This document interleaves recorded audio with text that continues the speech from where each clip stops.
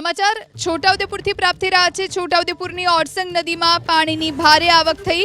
Chhota Udepur પાસેનો dam overflow થયો। ઓરસંગ નદી બે કાંઠે વહેતી થતા ખેડૂતો ખુશખુશાલ થયા છે। તો છોટાઉદેપુરની ઓરસંગ નદીમાં પાણીની ભારે આવક થઈ, કારણ કે ઉપરવાસમાં સારો એવો વરસાદ વરસ્યો છે, જેના કારણે પાણીની ભારે આવક જોવા મળી રહી છે। ઓરસંગ નદી ઓવરફ્લો, છોટાઉદેપુર પાસેનો ડેમ ઓવરફ્લો થયો છે, જેના કારણે ઓરસંગ નદી બે કાંઠે વહેતી થઈ છે।